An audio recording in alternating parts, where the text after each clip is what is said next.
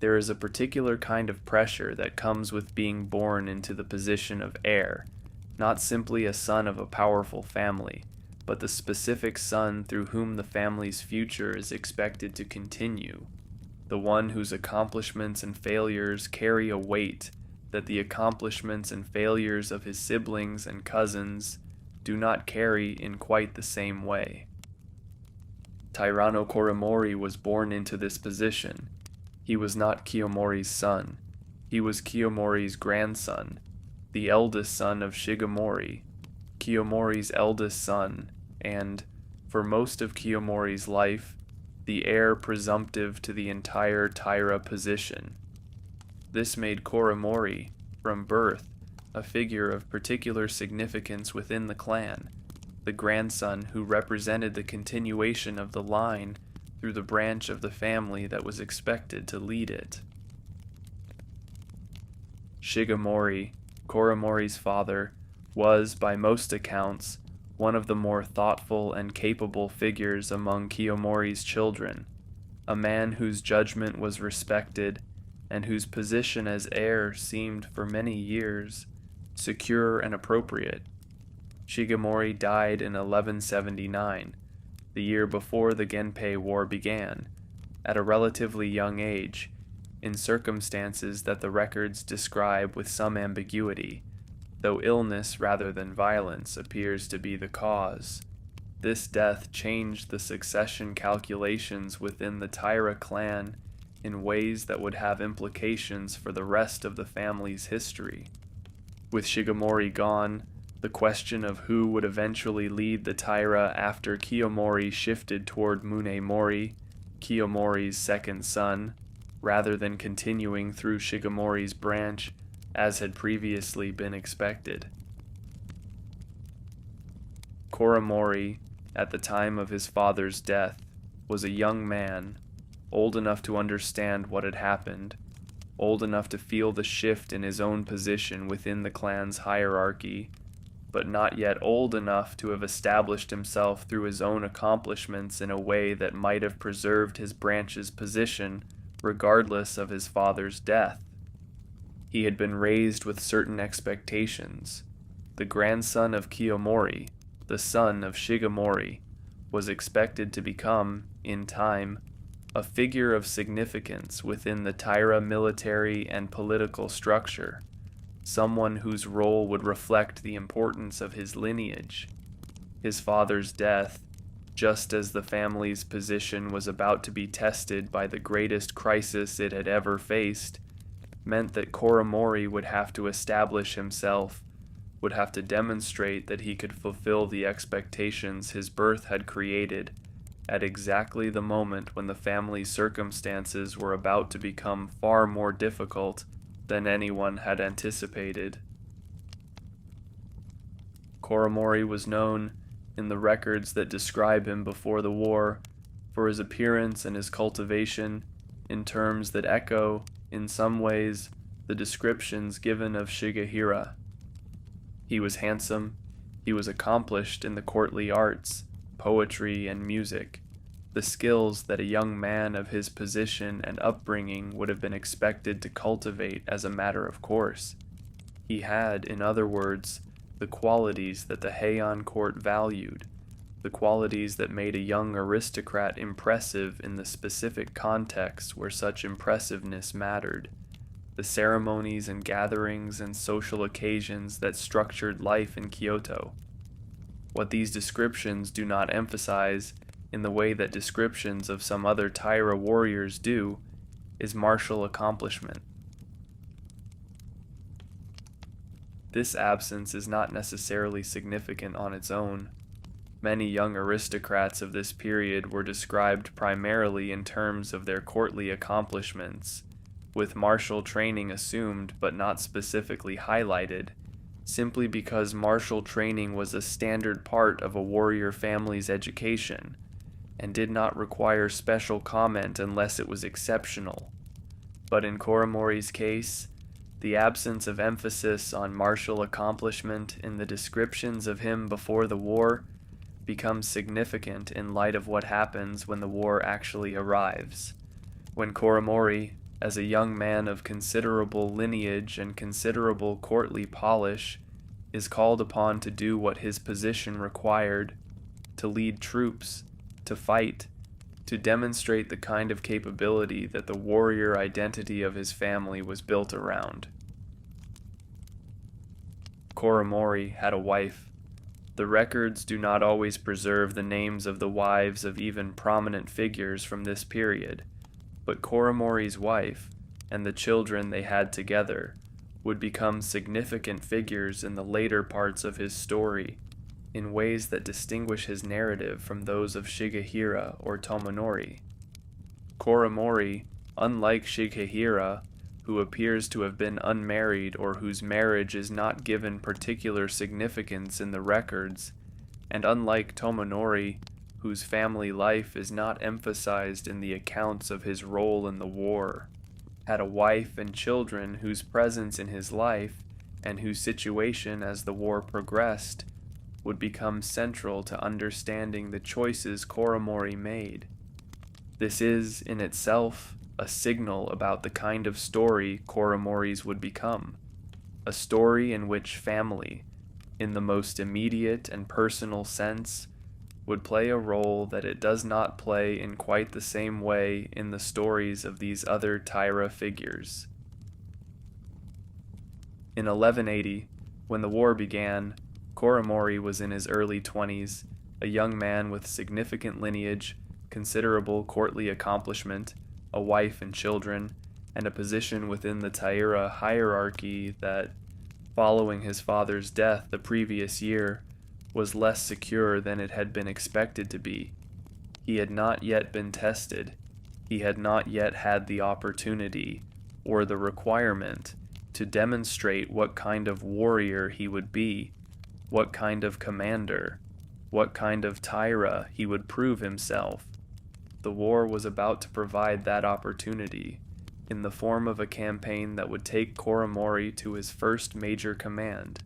against an enemy whose capabilities the Taira, in the early months of the rebellion, had not yet learned to take seriously. What happened in that first campaign would shape how Koremori was perceived by his family and by himself for the rest of his life. Before the war reached Koremori, before the campaign that would define how he was perceived for the rest of his life, there was the life he had before, the life in Kyoto, with his wife and his children, in the world that the Taira had built, and that Koremori, as one of Kiyomori's grandsons, had grown up taking for granted. This life is worth dwelling on, not because the records give us extensive detail about it, but because what we can infer about it, and what we know about how Koremori would later think and act in relation to it, tells us something important about the kind of person he was, and about what would eventually distinguish his story from the stories of the other Taira figures whose lives this channel has explored. Koremori's wife is sometimes referred to in the records by her relationship to him, rather than by a name that has been clearly preserved across all sources, a common pattern for women of this period whose significance to history is primarily as the wife or mother of significant men. What is clear is that Koremori's marriage was not simply a political alliance in the way that many marriages among the Taira and the court aristocracy were, arrangements designed to cement relationships between families. The accounts of Koremori's relationship with his wife, and later with his children, carry a quality of genuine attachment, the kind of attachment that becomes significant precisely because of how it shapes Koremori's later choices, choices that would not make sense if his family had been, to him, simply the formal arrangements that a man of his position was expected to have. The children Koremori had with his wife would have been young, in the years before the war, the kind of young children whose presence in a household shapes its daily rhythms in ways that are universal across cultures and centuries, the specific demands and specific joys of small children, the ways that a father's attention and affection are claimed by these small people whose entire world, at this age, is the household they live in and the people who care for them. Koremori, in these years, was a young father, a young husband, a young aristocrat with significant lineage and considerable accomplishment in the courtly arts, living in Kyoto in the years when the Taira ascendancy still seemed, to almost everyone, like the permanent arrangement of the world. The death of Shigemori, Koremori's father, in 1179, would have affected this household directly, not just in terms of the succession questions it raised within the broader Taira hierarchy, but in the immediate personal sense of a young family losing its patriarch, Koremori himself losing his father at a relatively young age, taking on, in whatever ways the household required, the role that Shigemori's death had left vacant. These were the circumstances Koremori was in, as 1179 became 1180, as the rumblings of rebellion in the eastern provinces began to reach Kyoto, as the world that Koremori had grown up in began, though no one yet understood this, to enter its final years. There is something worth noting about the contrast between Koremori's domestic situation and the situations of Shigehira and Tomonori, as this channel has explored them.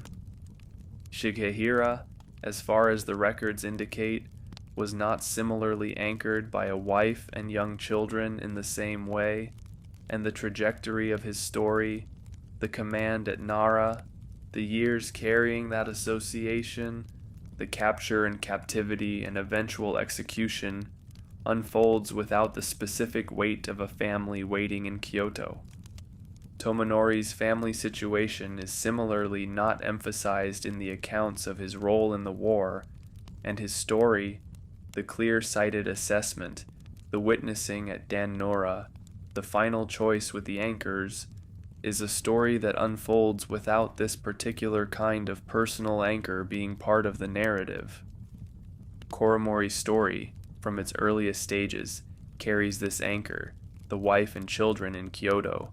in a way that will become increasingly significant as the war progresses and as Koremori's circumstances change. When the call came, when Kiyomori needed commanders for the campaign that would become Koremori's first major test, Koremori was a young man with everything that his birth had given him: lineage, accomplishment, a wife, children, and a position within the Taira hierarchy that, following his father's death, needed to be re-established through Koremori's own actions, through his own demonstration of capability. The campaign that came was against the Minamoto forces in the east, the early engagements of what would become the Genpei War, before anyone fully understood how long or how consequential this conflict would become. Koremori was given command of a significant Taira force. This was an opportunity, the kind of opportunity that a young aristocrat of his lineage would be expected to use to establish himself, to demonstrate that the family's confidence in placing him in this position was justified. He left Kyoto, left his wife and his children, and rode east, toward the campaign that would become known as the Battle of Fujigawa, and that would shape how Koremori was perceived, by his family and by himself, in ways that would echo through the rest of his life. Fujigawa, the Fuji River, in the province of Suruga, east of Kyoto, in the 10th month of 1180, was where Koremori's military career began, and where it suffered a setback so immediate and so total that it would shape the rest of his life. The campaign had been organized in response to the early successes of the Minamoto Rebellion, which by the autumn of 1180 had established Yoritomo's position in the eastern provinces and had begun to represent a threat that the Taira leadership in Kyoto could no longer dismiss as a minor disturbance. Koremori was given command of a substantial force sent east to confront the Minamoto and, if possible, to end the rebellion before it could grow further. This was Koremori's first major command, the test that would establish, or fail to establish, his standing as a military leader within the Taira hierarchy. What happened at Fujigawa has become, over the centuries, one of the more discussed episodes of the early Genpei War, not because of the scale of fighting that occurred, but because of how little fighting actually occurred and why. The Taira force, under Koremori's command, approached the area along the Fuji River where Yoritomo's forces were positioned. The accounts describe a night when the Taira army, encamped near the river, was disturbed by a sudden massive sound, the sound of a large number of birds, water birds that inhabited the marshes along the river, taking flight all at once, startled by something, perhaps an animal, perhaps simply each other, in the darkness. The sound of thousands of water birds taking flight simultaneously in the darkness near a river to an army that was tense, that was in unfamiliar territory, that was aware that an enemy force was somewhere nearby, was apparently interpreted by at least some portion of the Taira force as the sound of a Minamoto attack, a massive force moving through the darkness toward their position. The panic that followed is described in the chronicles with a quality of almost disbelieving detail. The Taira army, or significant portions of it, broke and fled in the darkness, away from a threat that, as far as the historical record indicates, did not actually exist in the form the panicked soldiers believed. There was no Minamoto attack that night, or at least, no attack on the scale that would justify the response. The Minamoto forces, by some accounts, were not even fully aware of what was happening on the Taira side until the retreat was already underway. Koremori, as the commander of this force, bears the responsibility, in the way that commanders bear responsibility for what happens to the forces under their command, for what happened at Fujigawa. Whether Koremori himself was among those who panicked, whether he attempted to maintain order and failed, whether the scale of the rout was simply beyond what any commander could have controlled once it began, the records do not allow for a definitive reconstruction of Koremori's specific actions on this night. What is not in dispute is the outcome. A significant Taira force under Koremori's command retreated from Fujigawa without having fought any meaningful battle, having been routed by what amounted to a false alarm, the sound of birds mistaken for an army. The return to Kyoto after Fujigawa would have been one of the most difficult journeys of Koremori's life, not because of any physical danger. The retreat itself appears to have been largely unimpeded by any actual Minamoto pursuit, but because of what awaited him at the end of it. Koremori was returning as the commander whose first major campaign had ended not in defeat through combat, which would have been understandable, even honorable in its way, a force overcome by a superior enemy, but in a rout that had been triggered by birds, an outcome that carried with it a specific quality of humiliation that defeat through actual fighting would not have carried. The grandson of Kiyomori, the son of Shigemori, the young man whose lineage had created expectations of significant accomplishment, was returning to Kyoto having achieved, in his first command, one of the more embarrassing outcomes that a Taira commander could have achieved. The reception Koremori received in Kyoto, in the aftermath of Fujigawa, is not described in the kind of direct detail that would let us reconstruct specific conversations or specific moments of confrontation, but the broader pattern of how Koremori is subsequently treated within the Taira hierarchy and within the larger narrative of the war as the Heike Monogatari tells it, suggests that Fujigawa established a perception of Koremori that would follow him in some form for the rest of his life. He was the grandson who had been given an opportunity and who had not risen to it, whose first test had ended not in the kind of failure that comes from facing a difficult situation and being overcome by it, but in a failure that seemed to reflect something about Koremori himself, about his capability, or his nerve, or his fitness for the role his lineage had positioned him for. Fujigawa was Koremori's first battle. It would not be his last, but the shadow it cast over how he was perceived, by his family and perhaps by himself, would be present in everything that followed.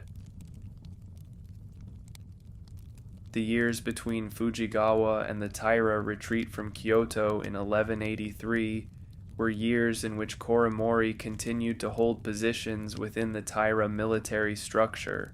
continued to participate in the campaigns that the war required, while carrying the specific weight that Fujigawa had created. This weight is worth examining carefully because it represents something different from the burdens that Shigehira and Tomonori carried through these same years. Shigehira's burden was Nara, the association with a catastrophic act that, whatever its precise causes, had happened,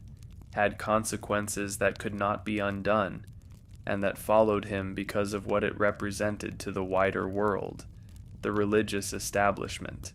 the population that understood the Taira as the family that had burned the great Buddha. Tomonori's burden, if it can be called that, was clear-sightedness itself, the capacity to see accurately what was happening to the Taira cause, a capacity that brought its own kind of difficulty, but that was, in its way, a strength, a capability that the clan needed even when it was not always heeded. Koremori's burden was different from both of these. It was the burden of having failed, in a way that was not catastrophic in the way Nara was catastrophic, that did not involve the death of thousands or the destruction of sacred sites, but that was, in its own register, deeply damaging to how Koremori was perceived, and perhaps to how he perceived himself. A young aristocrat of Koremori's lineage, given his first major command and producing, as the outcome, a rout triggered by birds,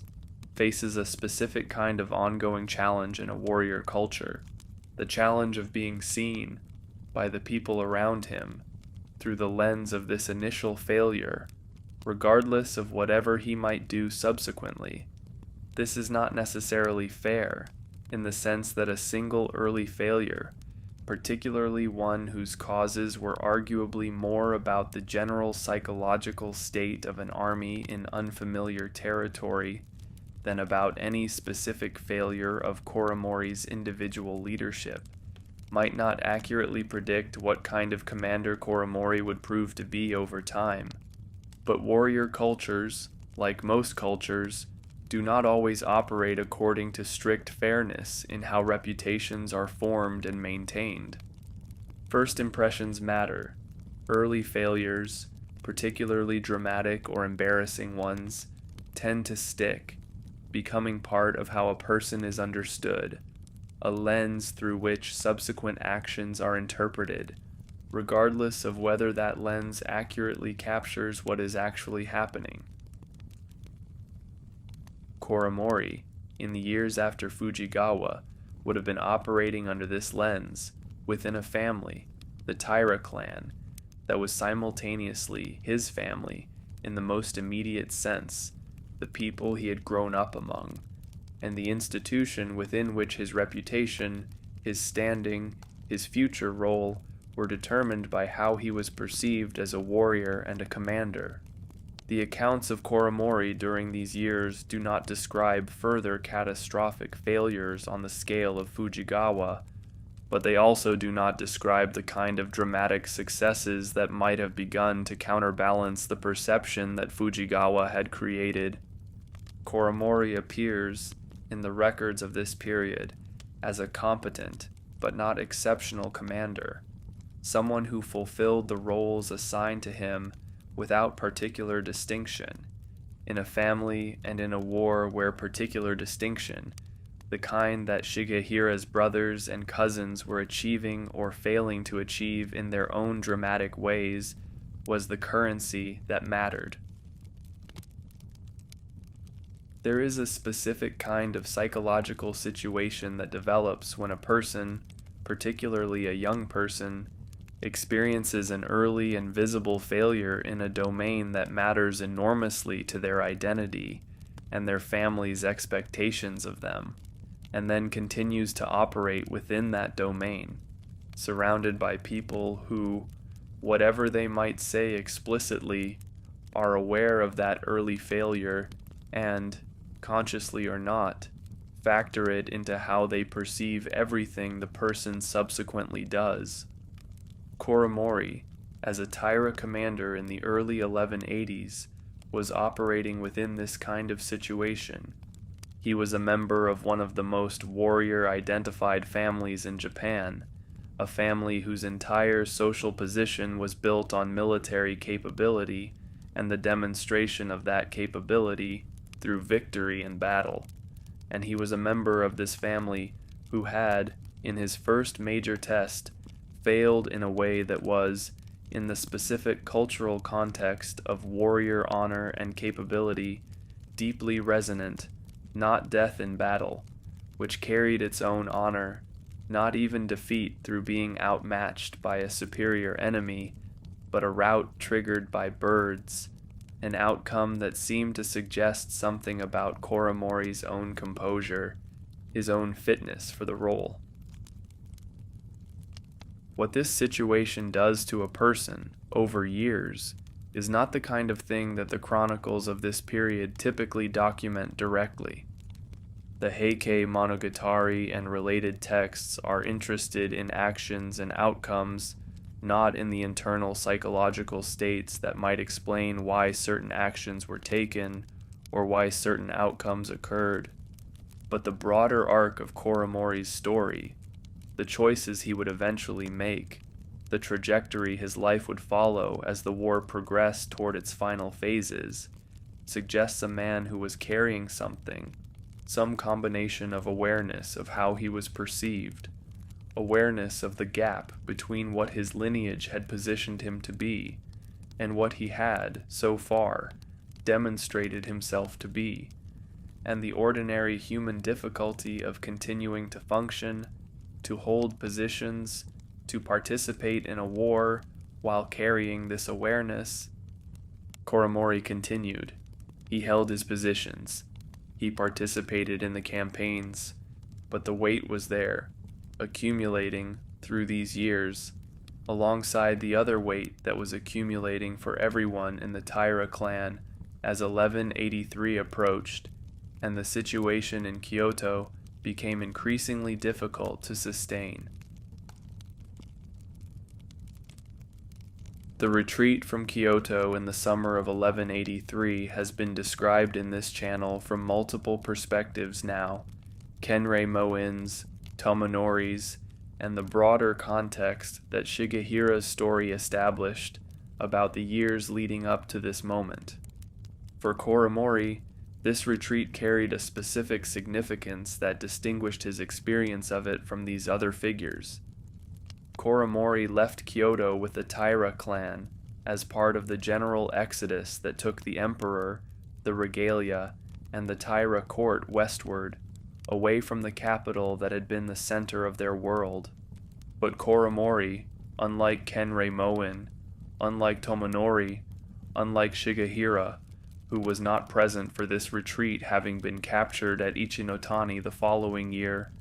Koremori left Kyoto with a specific awareness of what, and who he was leaving behind. Koremori's wife and children did not accompany him in this retreat. The reasons for this, the specific decisions and circumstances that led to Koremori's family remaining in Kyoto, while Koremori himself joined the Taira exodus westward, are not detailed with complete clarity in the surviving accounts. There are several possibilities, none of which are mutually exclusive,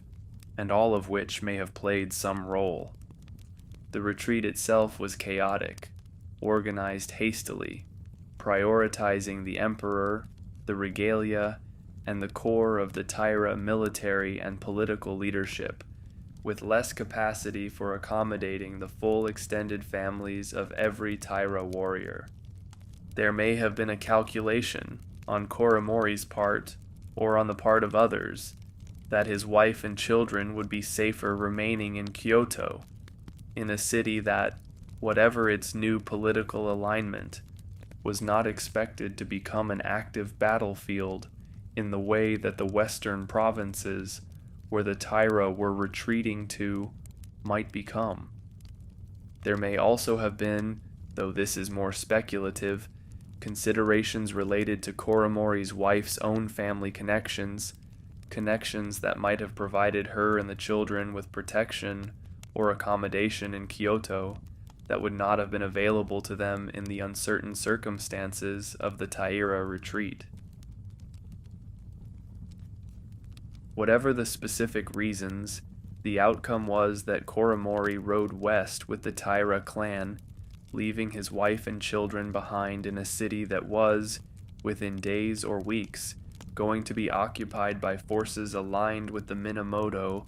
a city that Koremori and the rest of the Taira clan understood they might never control again. This separation, from a husband and father's perspective, carries a weight that is different from the weight of losing a position, or a city, or even a military campaign.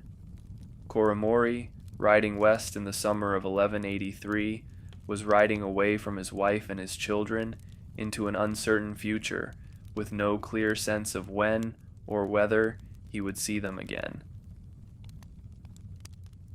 The other Taira figures whose stories this channel has explored did not carry this specific weight in the same way. Kenrei Moin's situation was different.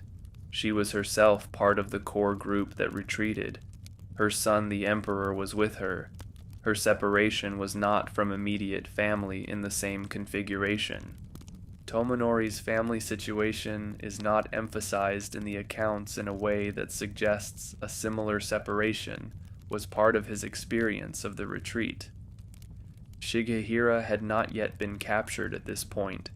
and his wife Sukuno Tsubone's situation during this retreat is not detailed in a way that suggests the same kind of weight Koremori was carrying. Koremori, among the figures whose stories this channel has told,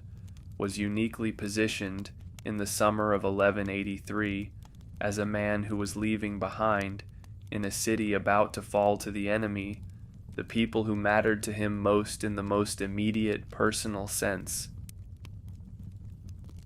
The journey west for Koremori would have been the same journey in terms of the physical route and the general circumstances that Kenrei Moin and the rest of the Taira court experienced, the carriages and palanquins and horses, the loss of the forms and rituals that had structured life in Kyoto, the gradual transition from the world of the capital to the world of the western provinces where the Taira had their original roots. But Koremori would have experienced this journey with the specific, additional weight of his family's absence, the awareness that every step westward was a step further from Kyoto,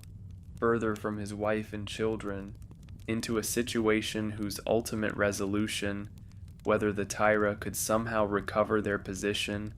whether some kind of reunion would eventually become possible,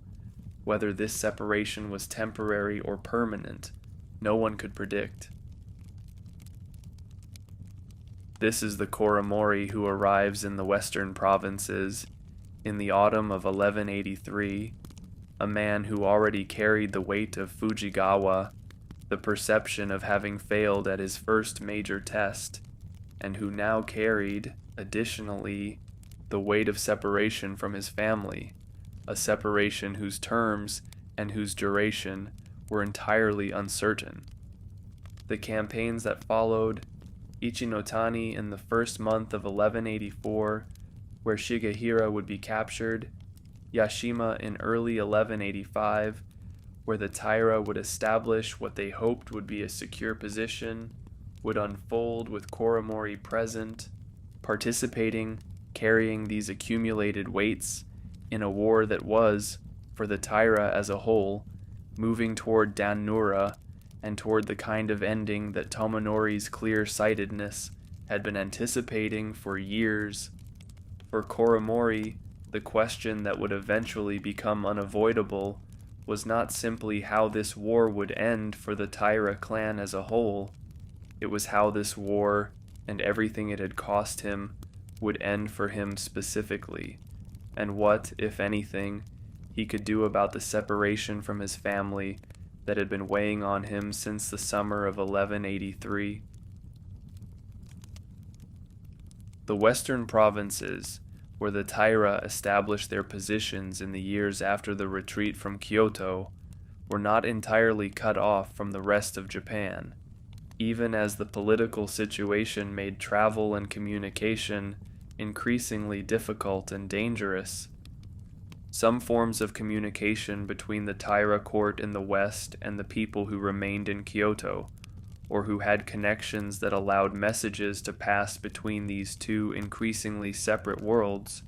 continued to be possible through intermediaries, through the networks of relationships that the court aristocracy had maintained for generations, and that did not simply disappear because of a change in military and political control of the capital. Koremori, during these years, maintained some form of connection to his wife and children in Kyoto, through whatever channels remained available. The specific content of any communications between Koremori and his family during this period is not preserved in the kind of detail that would let us reconstruct exact letters or exact messages. What the broader tradition surrounding Koremori's story conveys, and what becomes significant in understanding his later choices, is the sense that this separation was not simply accepted by Koremori as one of the unfortunate but unavoidable consequences of the war, something to be endured without particular ongoing emotional significance. The separation remained present for Koremori, an ongoing reality that did not fade into the background the way that, for many people in difficult circumstances, separations from loved ones can sometimes become normalized, a fact of life that, while regretted, no longer occupies the same emotional space it did at the moment of separation itself. For Koremori, by the accounts that inform how his story has been understood, the separation from his wife and children remained present,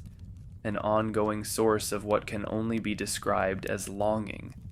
a word that appears in various forms in the traditions surrounding Koremori's later choices. This longing existed alongside, and in some tension with, Koremori's continued participation in the Taira military effort. He was, during these years, still a Taira commander, still expected to fulfill the roles his position required, still present at the councils and campaigns through which the Taira attempted to manage their increasingly difficult situation. The accounts of these years describe Koremori functioning in these roles, without further catastrophic failures of the kind Fujigawa had represented, but also without the kind of accomplishments that might have meaningfully shifted how he was perceived within the clan. He was, in a sense, present but not fully present, fulfilling his obligations while carrying, internally, an attachment to a life and to people that were no longer accessible to him in any direct way.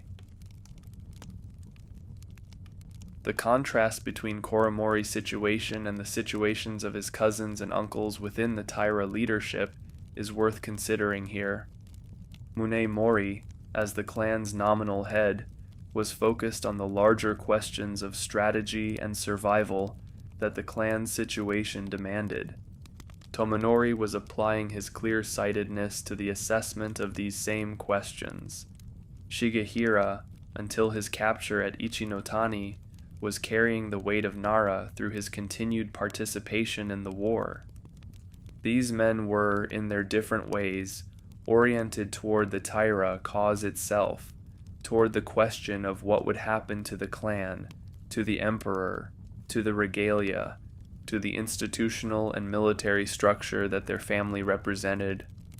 Koremori, without abandoning his role within this structure, appears to have been oriented, at least in part, toward something else, toward Kyoto, toward the household he had left behind,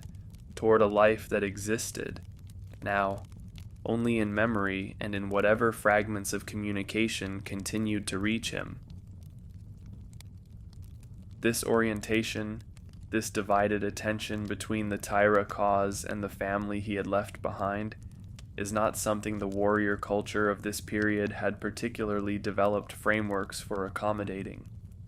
A warrior was expected to be oriented toward his lord, his clan, his cause,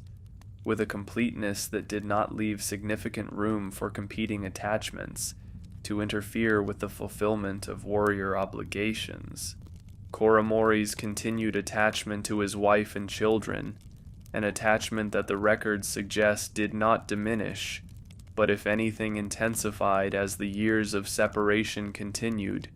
represented something that did not fit neatly into this framework, a competing claim on Koremori's attention and his sense of obligation that the warrior culture's expectations did not have a clear place for.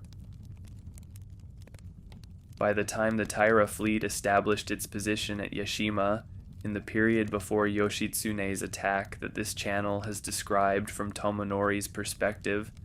Koremori had been separated from his family for approximately 2 years. 2 years of campaigns, of retreats, of the accumulating sense, shared by clear-sighted commanders like Tomonori, that the Taira cause was moving toward a difficult conclusion. 2 years of carrying Fujigawa, the perception of failure that had followed Koremori since his first command, and 2 years of separation from his wife and children, a separation that had not become easier with time, that remained for Koremori an active and growing source of difficulty, alongside everything else that the war's deteriorating trajectory was imposing on every member of the Taira clan. Yashima, for Koremori, would become the place where these accumulated weights, Fujigawa, the years of separation, the longing for Kyoto, and for the people he had left there, would converge into a decision that would set him apart, decisively, from how his cousins and uncles were responding to the same deteriorating circumstances. Yashima, in the months before Yoshitsune's attack, was a fortified position on an island in the inland sea, the new center of Taira resistance after the disaster at Ichinotani, where Shigehira had been captured and where Atsumori and many other Taira warriors had died on the beach. For Koremori, Yashima represented a continuation of everything that had defined his experience of the war since 1183, continued participation in a military effort whose trajectory was increasingly difficult, continued separation from his family in Kyoto, and continued existence within a Taira hierarchy where his standing, since Fujigawa, had never fully recovered. The island itself, like the other positions the Taira had occupied during their retreat, would have had its own specific character, its own landscape, its own particular qualities, as a place where a displaced court was attempting to maintain itself. The forms and rituals of Kyoto recreated, as best they could be, in increasingly difficult circumstances. The accounts of Yashima during this period describe a Taira court that, despite everything, continued to function as a court, continued the practices, the poetry, the music, the seasonal observances that had defined Heian aristocratic life. This continuation, in circumstances that were objectively dire, the clan having lost Kyoto, having suffered catastrophic defeat at Ichinotani, having lost one of its most prominent commanders to capture, represents something about the resilience of cultural forms, the way that practices and rituals can continue to provide structure and meaning even when the larger context that originally gave rise to them has become precarious. For Koremori, this continuation of courtly forms at Yashima would have been familiar, in the sense that it represented the same world he had grown up in, the same practices he had been trained in, the poetry and music that had been part of his education and his identity since childhood. But it would also have been, in its way, a kind of performance, a maintenance of forms that increasingly seemed disconnected from the actual circumstances the Taira found themselves in. Island fortifications and military positions dressed in the language and practices of courtly refinement. Koremori's specific role at Yashima in terms of military responsibilities, command positions, participation in the planning and execution of the Taira defensive efforts, is not detailed with the kind of specificity that would let us understand exactly what he was doing during these months in terms of his formal duties. What the broader tradition surrounding Koremori's story conveys is a man who was present, who was participating in the formal life of the Taira court at Yashima, the ceremonies and observances that continued despite everything,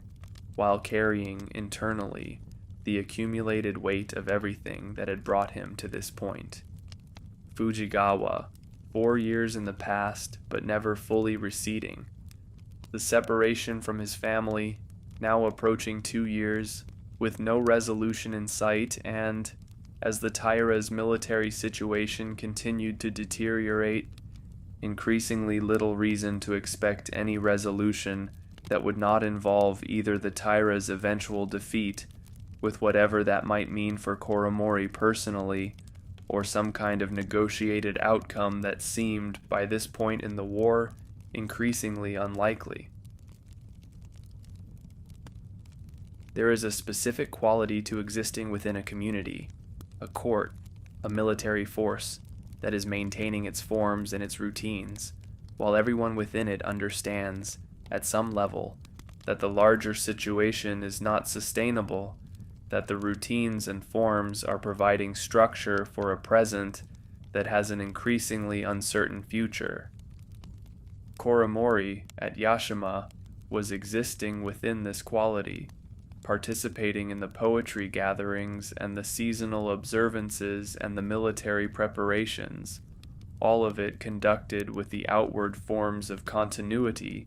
while the underlying reality,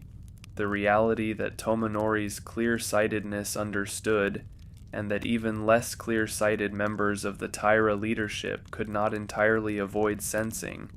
was a reality of a clan whose options were narrowing, whose territory was shrinking, whose eventual fate was becoming, with each passing month, less and less uncertain. For Koremori specifically, existing within this situation meant existing within it as a man who carried, in addition to whatever general awareness of the Taira's deteriorating circumstances he shared with everyone else, his own specific and personal awareness, the awareness of his family in Kyoto, the awareness of the years that had passed since he had seen them, the awareness that whatever happened to the Taira clan as a whole, his own personal situation, his own relationship with his wife and children, was becoming increasingly disconnected from anything the Taira cause could provide for him. If the Taira somehow recovered, if some kind of restoration of their position became possible, would this restoration include any path back to Kyoto, back to his family, that did not depend on military victories Koremori had little role in achieving and little confidence, given Fujigawa and everything since, that he could meaningfully contribute to? And if the Taira did not recover, if the trajectory Tomonori's clear-sightedness had been tracking for years reached its inevitable conclusion, what would happen to Koremori as a Taira commander on the losing side of a war that was ending in catastrophe? These questions, whether Koremori articulated them to himself in these specific terms, or whether they existed for him in some less explicit form, some accumulated sense of dissatisfaction and longing that had not yet crystallized into specific thoughts about alternatives, were the questions that Yashima, in the months before Yoshitsune's attack, would have presented to a man in Koremori's position, a man who had failed at his first test, a man who had been separated from his family for years with no resolution, a man who was participating in a military effort whose trajectory, to anyone paying attention, was increasingly clearly heading toward catastrophe. What Koremori would eventually do in response to these accumulated circumstances would set him apart from every other Taira figure whose story this channel has told. He would not face Dan Nora. He would not be at Yashima when Yoshitsune's attack came. By the time that attack arrived, Koremori would already be gone. The decision Koremori made at Yashima, sometime before Yoshitsune's attack in the second month of 1185, was a decision that the warrior culture of this period had no good framework for, a decision that, depending on how it is understood, can be read as desertion,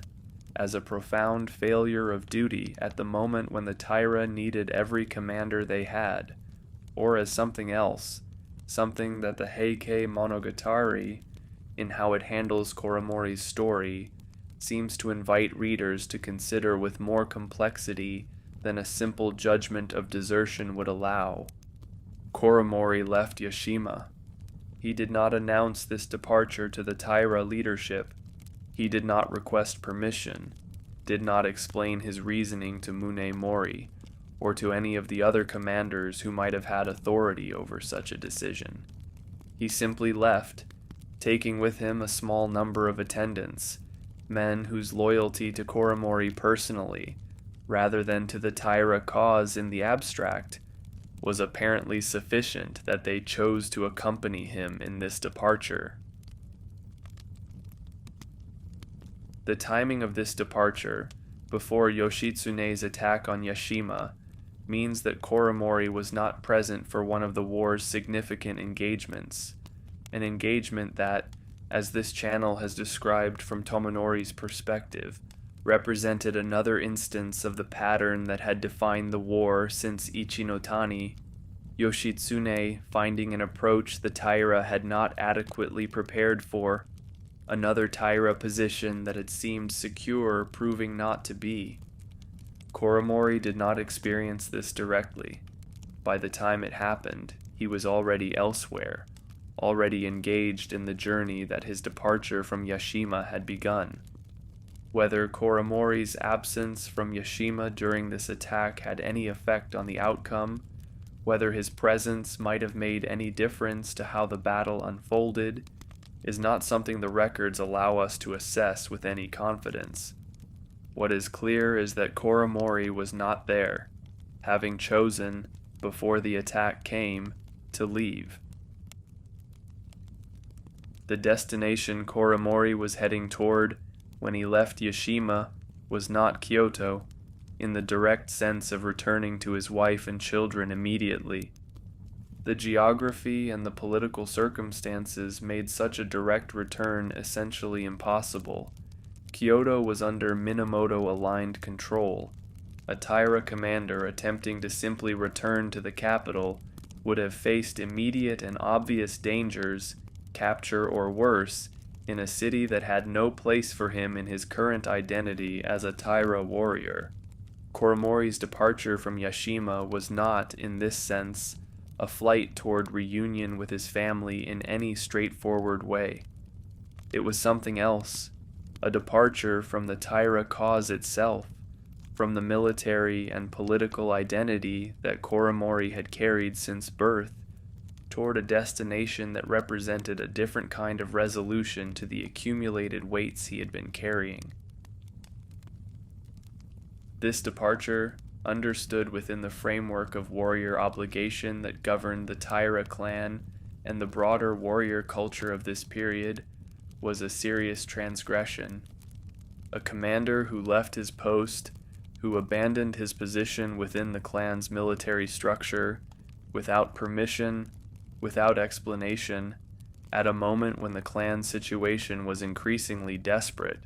and every available commander and every available force was needed, was doing something that the culture's norms would generally categorize as desertion, as a failure of the most basic obligations that bound a warrior to his lord and his clan. The Heike Monogatari does not entirely avoid this framing. Koremori's departure is presented in the chronicle with an awareness of how it would be perceived, how it might be judged within the warrior culture's terms. But the chronicle also presents Koremori's departure with something more than simple condemnation, with an attention to Koremori's internal state, to the accumulated weight of Fujigawa and the years of separation from his family, that suggests the chronicle is inviting a more complex response than a straightforward judgment of desertion would represent. This is consistent with the Heike Monogatari's broader approach to the figures whose stories it tells, an approach that, as this channel has discussed in relation to Shigehira and to other figures, tends to resist simple categorization, tends to present even figures who did things that could be condemned, the way Shigehira's role at Nara, with an attention to their fuller humanity that complicates any simple judgment. Koremori's departure from Yashima, in this framing, is not simply desertion, though it has elements that the warrior culture would categorize as desertion. It is also, simultaneously, the action of a man who had reached a point where the accumulated weights he was carrying, Fujigawa, the years of separation, the increasingly clear trajectory of the Taira cause toward catastrophe, had become more than he could continue to carry within the role that his birth and his clan had assigned him. Koremori's destination, as he left Yashima, was Koya-san, Mount Koya, one of the most significant religious sites in Japan, a mountain complex of temples that had been, for centuries, a center of Buddhist practice, and a destination for those seeking to leave secular life behind. This destination tells us something about how Koremori understood his own departure, not as desertion toward some alternative secular life, not as an attempt to somehow reach Kyoto and his family through some path that circumvented the political and military realities that made such a reunion impossible, but as a departure toward religious life, toward the kind of renunciation that Rensei, the monk that Kumagai Naozane became, had also undertaken, though in different circumstances and for different reasons. Koremori was leaving the Taira cause. He was leaving, in the most fundamental sense, the warrior identity that his entire life had been organized around. He was heading toward Koya-san, toward whatever resolution religious life might offer to a man who had carried, for years, the weight of failure and separation, and who had concluded at Yashima, before Yoshitsune's attack, that he could not continue to carry these weights within the role he had been born into. The journey from Yashima to Koya-san was not a short one, and it was a journey that took Koremori through territory whose political alignment in the spring of 1185 was complicated and in places dangerous for a Taira commander traveling without the protection of a Taira military force. Koremori, with a small number of attendants who had chosen to accompany him, was traveling essentially as a private individual, no longer operating under the authority or the protection of the Taira military structure, in a landscape where that structure's authority was, in any case, increasingly limited to the shrinking territory the Taira still controlled. The specific route Koremori took, the specific encounters or difficulties he may have faced along the way, are not detailed with precision in the surviving accounts. What the broader tradition conveys is a journey undertaken with a kind of determination, Koremori moving toward Koya-san with the clarity of someone who had made a decision and was now executing it, whatever difficulties the execution might involve. Koya-san, when Koremori arrived, represented something that Yashima, despite its continuation of courtly forms, could not represent: a community organized entirely around religious practice, around the Buddhist tradition that had been part of Koremori's education and his cultural inheritance, as it had been part of the education and cultural inheritance of every member of the Heian aristocracy, but that had existed for Koremori as one element among many, alongside the warrior identity and the courtly accomplishments that had defined his life. At Koya-san, religious practice was not one element among many. It was the entire organizing principle of the community, the reason the community existed, the framework within which everyone present understood their own lives and their own purposes. For Koremori, arriving at Koya-san after years of carrying the weight of Fujigawa and the separation from his family, and the increasingly clear trajectory of the Taira cause toward catastrophe, this kind of community,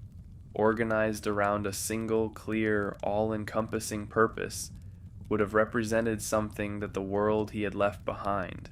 with its complicated mixture of warrior obligation and courtly refinement and personal attachment and clan loyalty, could not offer. Koremori took the tonsure at Koya-san, becoming formally a Buddhist monk in the same kind of transition that Rensei had undergone, the cutting of the hair, the receiving of the precepts and the new name, the formal break with secular identity that the religious tradition provided for those who chose this path. Koremori's monk name, according to the traditions that record his story, was Jo-en. This transition, from Koremori, the grandson of Kiyomori, the Taira commander whose first battle had ended in a rout triggered by birds, to Jo-en, the monk, represents the kind of transformation that Rensei also underwent, a setting aside of the secular identity, with all its accumulated weight, in favor of a new identity organized around religious practice. But Koremori's transformation, unlike Rensei's, was not the end of his story. Rensei's renunciation, as this channel has described, was followed by decades of practice, of wandering, of the daily Nembutsu said in memory of Atsumori, a long aftermath that gave Rensei's story its particular shape, the warrior who became, through years of sustained practice, something genuinely transformed. Koremori, at Koya-san, had taken the tonsure, had become Jo-en, had entered the religious life, but the war that Koremori had left behind, the Taira cause that was, even as Koremori was arriving at Koya-san, moving toward its final catastrophic phase at Dan-nora, was not something that simply disappeared because Koremori had changed his name and his outward identity. Koremori at Koya-san in the early months of 1185 would have received news of what was happening to the Taira, the attack on Yashima that he had departed before, the continued retreat westward, and eventually Dan Nora itself, the battle that ended the Taira as a military and political force that took the emperor and the regalia and so many of Koremori's own family members into the sea. Koremori's brothers, his uncles, his cousins, the people he had grown up among, the people whose stories this channel has told from Tomonori's and Shigehira's perspectives, were, during these same months, living through the final catastrophic events of the war that Koremori had left. Koremori at Koya-san, having become Joan, was receiving this news from outside, as someone who had already departed from the Taira identity, but who could not, presumably, simply receive news of his own family's destruction with the detachment that a fully realized religious practice might, in theory, provide. The relationship between Koremori's religious transformation and his ongoing connection to his family, both the family he had left in Kyoto, his wife and children, and the family that was, during these months, being destroyed at Dan Nora, his Taira relatives, is one of the central tensions of the remaining parts of Koremori's story. He had left the warrior identity behind. He had become Joen, the monk. But the longing for his wife and children that had been part of what drove him to leave Yashima in the first place had not disappeared simply because Koremori had changed his outward identity. And the Taira clan, even as it was being destroyed at Dan Nora, remained, in the most basic sense, Koremori's family, the people he had grown up among, regardless of what identity Koremori had subsequently adopted. Koremori at Koyasan was Joan, the monk. He was also, still, Koremori, the man who had left his wife and children in Kyoto years before, and whose longing for them had not been resolved by his arrival at Koyasan. What Koremori or Joen would do next would be shaped by both of these realities, the religious identity he had adopted and the personal attachments that identity had not erased. Koyasan, Mount Koya, had been since its founding in the early 9th century by Kukai, the great monk who established Shingon Buddhism in Japan, one of the most significant religious sites in the country, a mountain complex of temples and monasteries that represented, for the Buddhist tradition in Japan, something close to a spiritual capital, a place set apart from the ordinary world, dedicated entirely to religious practice. For Koremori, now Joen, arriving at Koyasan in the early months of 1185, this place represented a community that had existed for centuries, that would continue to exist regardless of what was happening to the Taira clan in the western provinces, a community whose rhythms and practices were organized around concerns that were, in the most fundamental sense, different from the concerns that had defined Koremori's life until this point.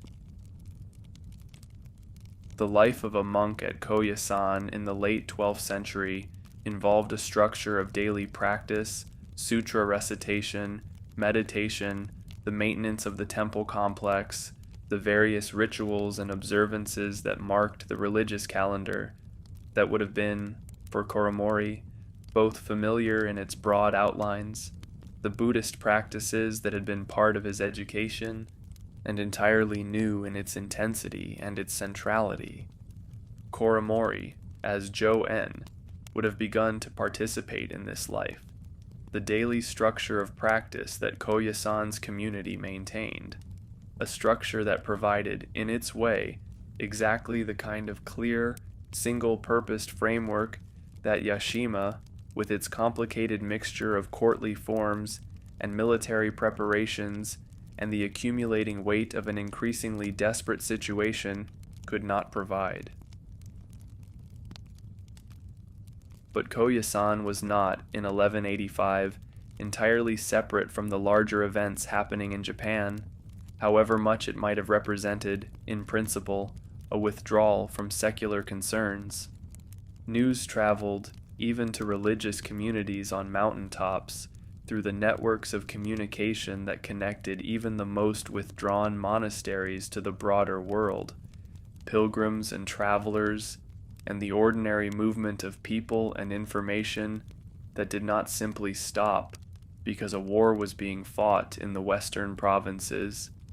Koremori, as Jo-en, would have received news of Dan-nora, of the battle that ended the war, of the deaths of so many people he had grown up among, his uncles, his cousins, the emperor who was his young relative, Nidono who was his great-grandmother. The specific content of Koremori's response to this news, his internal experience of learning that the clan he had been born into, the family whose expectations had shaped his entire life, the cause he had walked away from at Yashima, had been destroyed in the span of a single afternoon at Dan-nora is not something the records preserve in direct terms, but the broader trajectory of Koremori's story, what he did in the months after Dan-nora, after receiving this news at Koya-san, suggests that the religious transformation he had undergone, the becoming of Jo-en, did not simply resolve, for Koremori, the question of how to relate to everything that had happened, to everything that was still happening, to the family in Kyoto that he had left years before, and that, in the aftermath of Dan-nora, existed in circumstances that Koremori could not directly know. The Taira clan's destruction at Dan-nora had implications for everyone connected to the clan, including, potentially, Koremori's wife and children in Kyoto, who, whatever their specific circumstances during the years of Koremori's absence, were connected, through these family ties, to a clan that had just been militarily and politically destroyed. What would happen in the aftermath of Dan-nora to the families of Taira commanders, including commanders like Koremori, who had, in his case, already left the Taira military structure before Dan-nora occurred, was a question that the new political order, the Minamoto-dominated arrangement that was emerging from the war's conclusion, would need to address in ways that could range from relatively benign, families simply being left alone, to severe, families being targeted for their connections to the defeated clan. Koremori, at Koya-san, as Jo-en, was receiving news of Dan-nora while carrying still his ongoing concern for his wife and children, a concern that Dan-nora's outcome would have intensified rather than resolved. The months after Dan-nora, for Koremori at Koya-san, were months of processing what had happened, to his family, the Taira clan, and to his own situation, as a man who had renounced that clan's cause before its final destruction, but who remained, in the most fundamental sense, connected to it, by blood, by upbringing, by the family members who had died at Dan-nora, and the family members who remained, in Kyoto, in circumstances Koremori could not directly assess. Jo-en, the monk, continued the practices of Koya-san, but Koremori, the man, was carrying something that the religious life, however genuinely Koremori had embraced it, had not fully resolved. What Koremori would do next, the journey he would undertake from Koya-san, would represent an attempt to address this, in a way that would bring together the religious identity he had adopted and the personal connections that identity had not erased. At Koya-san, Koremori, as Jo-en, encountered another monk whose presence would become significant in the story of these final months of Koremori's life. This monk's name was Takiguchi Nyudo, the monk of Takiguchi, and his own history before he had become a monk connected to Koremori's world in ways that made an encounter between these two men at Koya-san carry a particular resonance. Takiguchi Nyudo had, before taking religious vows, been a member of the Taira household guard, a warrior whose position had brought him into contact with the Taira family, including, presumably, with Koremori himself, in the years before the war, when both men had been part of the world that Kyoto represented. Takiguchi Nyudo's path to Koya-san and to religious life had its own history, separate from Koremori's, a history that involved, according to the traditions that record it, a love affair that had been forbidden, that had been deemed inappropriate given the difference in status between Takiguchi and the woman he had loved,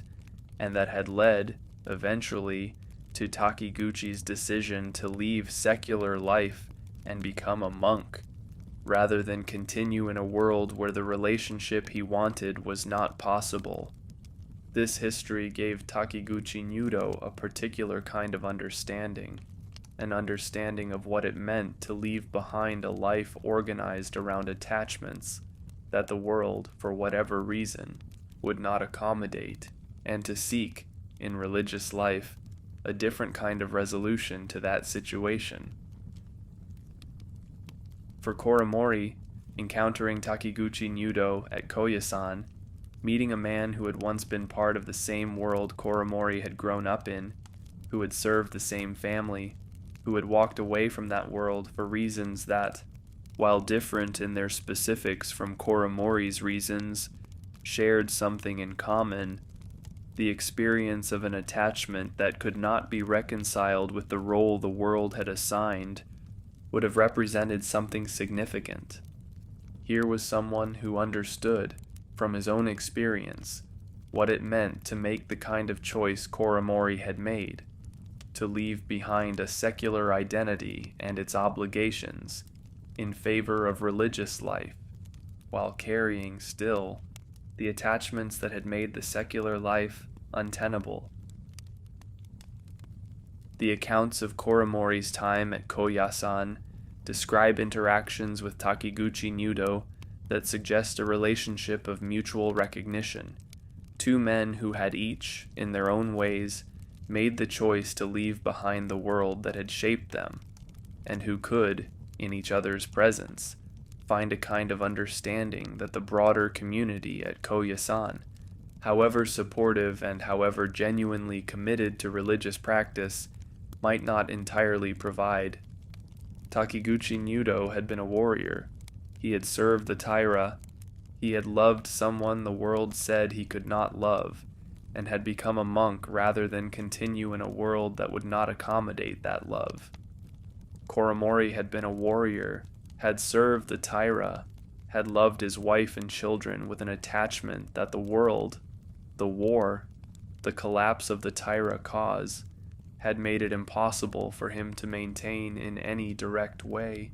and had become a monk partly in response to this impossibility. What Koremori and Takiguchi Nyudo discussed in whatever conversations they had at Koya-san is not preserved in the kind of detail that would let us reconstruct specific exchanges, but the broader tradition surrounding Koremori's story suggests that Takiguchi Nyudo's presence, his own history, his own understanding of what it meant to leave behind attachments that the world would not accommodate, played some role in what Koremori did next, in the decision that would take Koremori away from Koya-san, toward a destination that represented, in its way, a continuation of the journey that had begun when Koremori left Yashima. Koremori at Koya-san, having become Joen, having received news of Danora and the destruction of his family's clan, having found, in Takiguchi Nyudo, someone who understood something of his own situation, was approaching a decision about what came next, a decision that would take him away from Koya-san, toward Kumano, toward Nachi, toward the sea. Kumano, the Kumano region, in the southern part of the Kii Peninsula, had been, for centuries before Koremori's time, one of the most significant pilgrimage destinations in Japan, a region of mountains and forests and waterfalls considered sacred within both the native Shinto tradition and the Buddhist tradition that had, over centuries, become intertwined with Shinto practice in complex and locally specific ways. The Kumano Sanzan, the 3 grand shrines of Kumano, were destinations that emperors and aristocrats had made pilgrimages to for generations,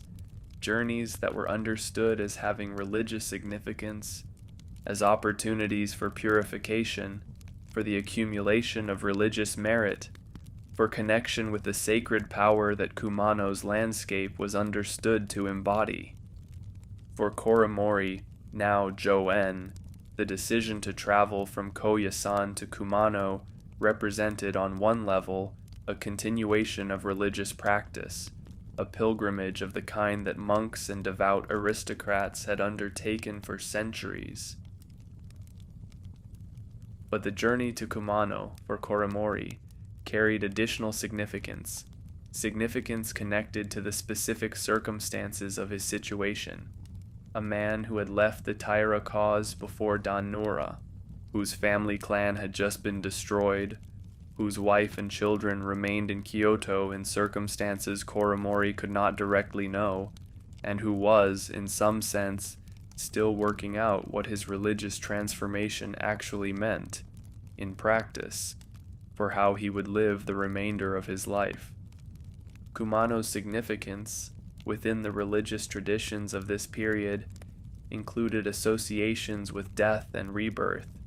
with the crossing from one state of existence to another, associations that made Kumano not simply a destination for pilgrimage in the sense of a journey undertaken and then returned from, but, for some who made this journey, a place where significant transitions, including the transition from life to death, could occur. The journey from Koya-san to Kumano would have taken Koremori and his small group of attendants, the same attendants who had accompanied him from Yashima, through the mountainous terrain of the Kii Peninsula, terrain that, in its remoteness and its specific quality of sacred landscape, would have represented a continuation of the withdrawal from secular concerns that Koya-san had begun. Koremori, as Joen, traveling through this landscape toward Kumano, was moving further, in both the literal and the figurative sense, from the world he had left behind, from Yashima and the Taira cause,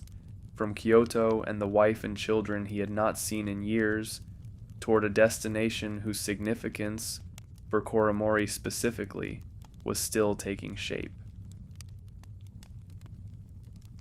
The accounts of Koremori's journey to Kumano describe a man engaged in religious observance, visiting the shrines and sites that pilgrims to this region traditionally visited,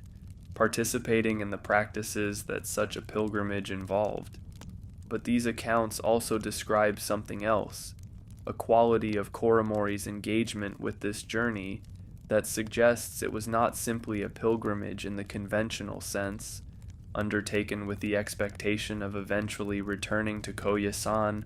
or to wherever religious life might subsequently take him. There is a quality, in how Koremori's journey to Kumano is described, of finality, of a journey toward a destination from which return was not necessarily part of the plan. Nachi, the Nachi region within Kumano, particularly significant for its great waterfall, Nachi no Otaki, one of the most famous waterfalls in Japan, and for its associations with Fudaraku, the pure land of the Bodhisattva canon, which, in the religious geography of this period, was understood to be located across the sea to the south. This association, Futaraku as a pure land located across the sea, gave rise to a specific practice, Futaraku Tokai, the crossing to Futaraku, in which devotees, seeking to reach this pure land, would set out to sea in small boats, often configured in ways that made return impossible, a practice that represented in its way a form of religious suicide, an attempt to reach, through death, a destination that could not be reached through life. Koremori, traveling toward Nachi, toward the coast where Futaraku Tokai was practiced, was approaching a destination that had, within the religious framework of this period, a specific and significant meaning, a meaning connected to crossing, to the sea, to the pure land that lay, according to this tradition, beyond it. What Koremori intended as he traveled toward Nachi, whether he had, by this point, formed a specific intention about what he would do upon arrival, or whether the intention took shape during the journey itself, or upon arrival at the coast, is not something the records establish with certainty. But the destination itself, Nachi, with its associations with Futaraku Tokai, with the crossing to the pure land across the sea, suggests that Koremori's journey from Koya-san was not simply a pilgrimage undertaken for its own sake, but a journey toward a specific kind of ending, an ending that would bring together everything Koremori had been carrying: Fujigawa, the years of separation from his family, the destruction of the Taira clan at Dan-nura, the religious transformation he had undergone at Koya-san, into a single, final act. Koremori was approaching the sea. What he would do there would be the last thing this story has to tell about him. The coast at Nachi, where Koremori and his attendants arrived, in the spring of 1185, in the months after Dan-nura, presented a landscape that combined the specific sacred significance of the Kumano region with the simple physical reality of the sea itself, the same sea, in the broadest sense, that had received the Taira fleet and the emperor and the regalia and so many of Koremori's own relatives weeks or months before at Dan-nura, hundreds of miles to the west. For Koremori, standing at this coast, the sea would have carried multiple layers of meaning: the religious significance of Futaraku, the pure land understood to lie across these waters, and the more immediate personal significance of a sea that had already, in this same season, claimed so much of what Koremori had been born into: his family, his cousins, his uncles, the emperor who was his young relative, the entire world that Koremori's birth had positioned him within. The accounts of Koremori's final days at Nachi describe a period of continued religious observance, prayers, the recitation of sutras, the practices that Joen, the monk, would have continued to perform, even as these days approached their conclusion. Koremori's attendants, the small group who had accompanied him from Yashima through Koya-san and now to Nachi, were present for these final days, witnesses to whatever Koremori did and said during this period, in the way that Tomonori's role at Dan-nura had made him a witness to the deaths of his family members. These attendants became witnesses to Koremori's final days. The people whose accounts, transmitted afterward, became the basis for how these days have been understood. What Koremori said during these final days, according to the traditions that record his story, included reflections on everything that had brought him to this point: Fujigawa, the separation from his wife and children, the destruction of the Taira at Dan-nura, the religious transformation at Koya-san. These reflections are presented in the tradition not as a coherent philosophical resolution, a tidy summary of what Koremori had learned or concluded, but as the kind of fragmentary, emotionally complex reflection that a person in Koremori's circumstances might actually produce, attempting to make sense of an extraordinary accumulation of loss and longing and transformation without necessarily achieving the kind of clean resolution that a more constructed narrative might provide. The question of Koremori's wife and children during these final days appears in the traditions as a persistent presence, the longing that had been part of what drove Koremori from Yashima, that had not been resolved by his arrival at Koya-san, that remained, even now, at Nachi, facing the sea, an active and unresolved element of Koremori's internal experience. This persistence is significant. It suggests that whatever transformation Koremori had undergone, the becoming of Joen, the religious practice at Koya-san, the pilgrimage to Kumano, had not simply erased the attachments that had been part of Koremori's identity since long before the war, since the years in Kyoto with his wife and their children, in the household that Koremori had left behind in 1183. Koremori at Nachi facing the sea was still, in some essential way, a man who loved his wife and children and who had not seen them in years. The decision Koremori made at Nachi, facing the sea, was to enter the water. This decision, within the framework of Futaraku Tokai, the crossing to the Pure Land across the sea, had a specific religious meaning, an attempt to reach, through this final act, the Pure Land of Canon, understood to lie across these waters. But the decision also carried, for Koremori specifically, given everything that had brought him to this point, a meaning that went beyond the religious framework alone. Koremori, entering the sea at Nachi, was making a choice that brought together the religious identity he had adopted at Koya-san and the personal history, Fujigawa, the separation from his family, the destruction of the Taira, that he had carried throughout the journey that had brought him here. The Heike Monogatari's account of Koremori's death at Nachi does not present it in the same terms as Tomonori's death at Dan Nora, the deliberate, almost tactical preparation, the anchors secured to ensure no possibility of rescue, the clear-sighted execution of a decision made with full awareness of its finality. Koremori's death is presented with a different quality, a quality that emphasizes the religious framework, the recitation of the Buddha's name, the orientation toward Futaraku, while also conveying, through the persistent presence of Koremori's longing for his family, even in these final moments,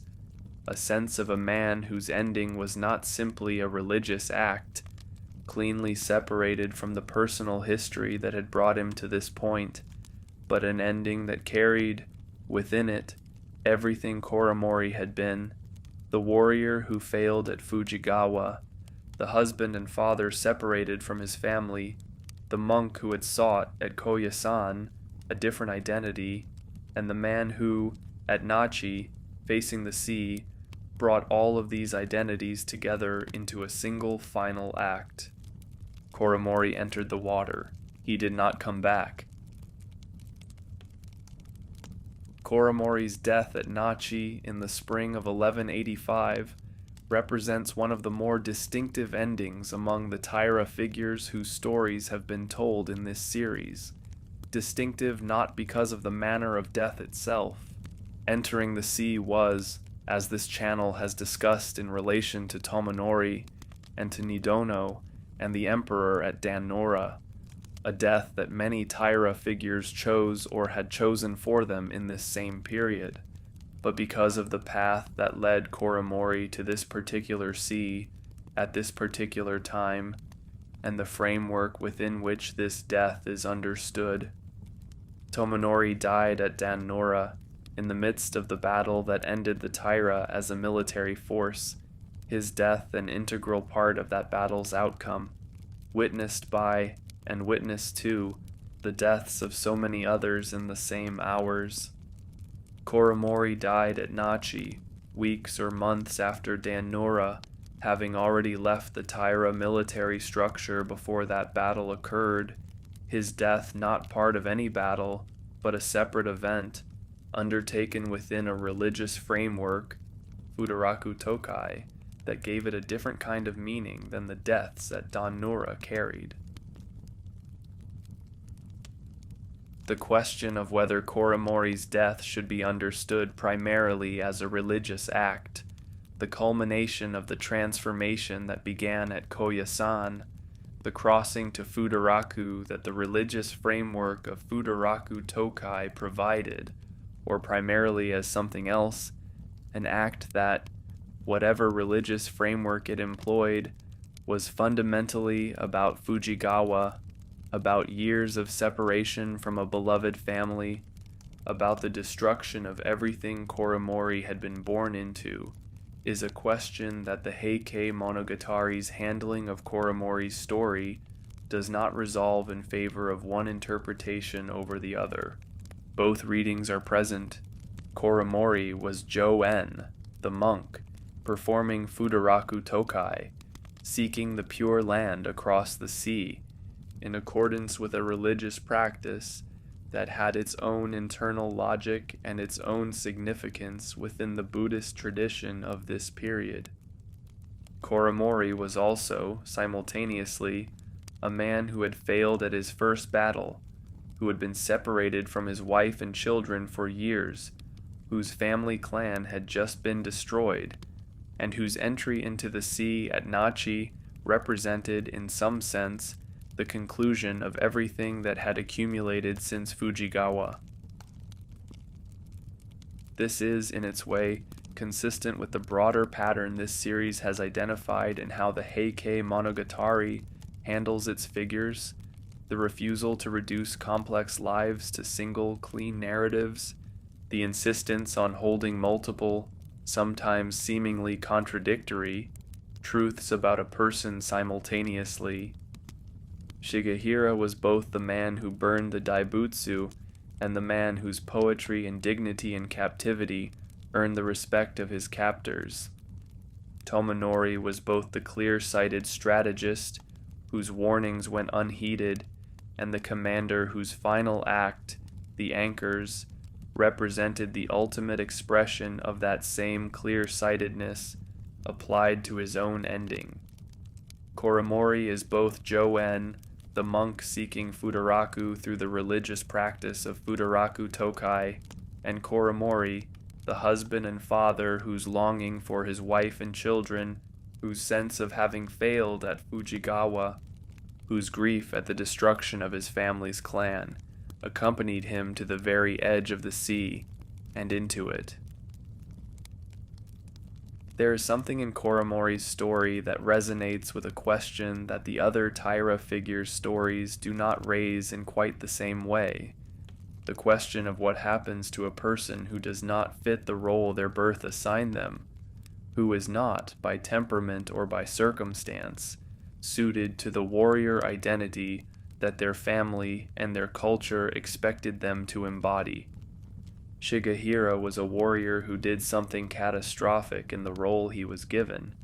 Tomonori was a warrior whose particular gifts, clear-sightedness, made him valuable within the warrior role, even as that role's larger trajectory moved toward defeat. Koremori was, perhaps, simply not a warrior, not in the sense that the Taira clan's identity required, despite having been born into a family and a position that assumed he would be one. His first battle ended in a rout triggered by birds. His subsequent years were marked not by martial accomplishment, but by the accumulation of personal longing that the warrior role had no place for, and his eventual departure from the Taira cause before Dan Nora, his renunciation at Koya-san, and his death at Nachi, can be understood in this light as the story of a man finally finding, or attempting to find, an identity and an ending that fit who he actually was, rather than who his birth had assigned him to be. Whether Koremori found this, whether his death at Nachi represented a genuine resolution, a man finally at peace with everything that had brought him to this point, or whether it represented something less resolved, an ending that brought together unresolved griefs and unresolved longings into a single act without actually resolving them, is a question that, like so much about Koremori's story, the records do not allow us to answer with certainty. What is clear is that Koremori's path from Fujigawa to Yashima to Koya-san to Kumano to Nachi represents a trajectory unlike any other Taira figure's story, a trajectory defined not by battle and clear-sighted assessment and deliberate, prepared endings, but by failure, longing, departure, transformation, and finally, an ending that brought these elements together at the edge of the sea. Koremori's wife and children in Kyoto, in the aftermath of Dan-nura and of Koremori's own death at Nachi, faced circumstances that the records do not detail with the kind of specificity that would let us know exactly what happened to them. This is, in its way, consistent with how women and children connected to defeated clans are often treated in the historical record of this period,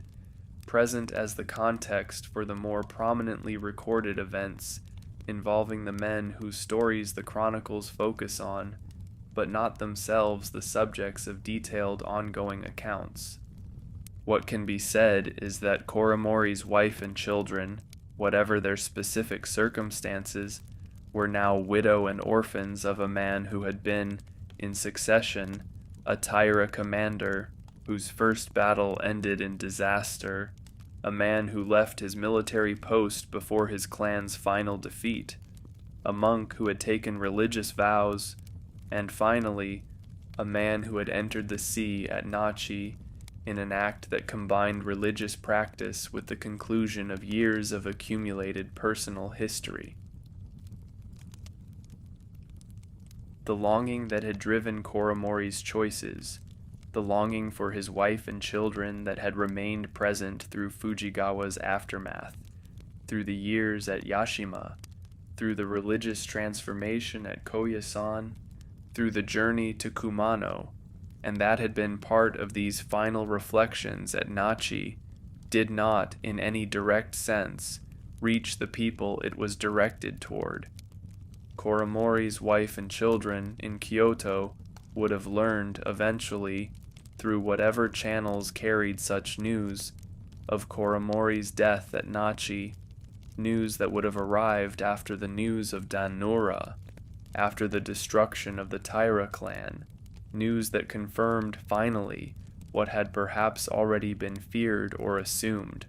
that Koremori, like so many of his relatives, was not going to return. There is something particularly poignant in Koremori's story about this gap, the gap between Koremori's persistent longing for his family, a longing that the records suggest remained active and present through every stage of his journey, and the family's own experience,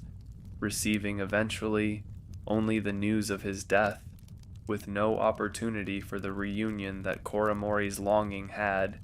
in some sense, been oriented toward, even if Koremori himself may have understood, by the time he reached Nachi, that such a reunion was no longer possible in any form, except perhaps the kind of reunion that religious frameworks sometimes offer, a reunion in some future existence, in the Pure Land, beyond the immediate circumstances of this life. Koremori's story, within the larger structure of the Heike Monogatari, and within this series' exploration of figures from this chronicle, occupies a position that complements and contrasts with the other figures whose stories have been told. Kenrei survived Dan-nura and lived for years afterward, in prayer, in Ohara, processing the loss of her son and her world through decades of practice. Kumagai Naozane, as Rensei, survived the war and lived for decades as a wandering monk, his transformation from warrior to monk driven by a single moment, the killing of Atsumori, that he carried with him through years of practice. Shigehira did not survive, captured and eventually executed, his story ending with a death that closed the circle that Nara had opened 5 years before. Tomonori did not survive Dan-nura, his death the deliberate, prepared conclusion of a man who had seen everything and chosen his own ending with full clarity. Koremori did not survive either, but his path to his ending was different from any of these, a path that led away from the Taira cause before its final defeat, through religious transformation, toward an ending that brought together failure and longing and renunciation at the edge of the sea. What Koremori's story offers, that these other stories do not offer in quite the same way, is the perspective of someone who did not fit, who was not, by temperament, suited to the role his birth assigned him, and whose entire trajectory, from Fujigawa to Nachi, can be understood as the story of a person attempting, in the only ways available to him within the constraints of his time and his culture, to find some resolution to the gap between who he was and who he was supposed to be. He failed at his first battle. He was separated from the people he loved most, for years, with no resolution. He left the cause his birth had assigned him to before its final catastrophe. He sought, in religious life, a different identity, one that might accommodate who he actually was. And at Nachi, facing the sea, he brought all of this together into an ending that was, in its way, entirely his own, even if it was not the ending that anyone, including perhaps Koremori himself, in the years before Fujigawa, would have predicted for the grandson of Kiyomori, the heir of Shigemori, the young man on whom so much had once been expected. The sea at Nachi holds him now, as the strait at Dan-nura holds Tomonori, as the Kizugawa near Nara holds the place where Shigehira's life ended, as Ohara holds the decades of Kenrei prayer. Each of these places, in its way, holds something of the Taira, the family whose rise and fall this series has been telling, piece by piece, story by story, each story its own particular angle on what it meant to be born into greatness, and what it meant, when greatness ended, to find some way of ending too. Koremori found his way. It was not the way anyone expected. It was, in the end, his own.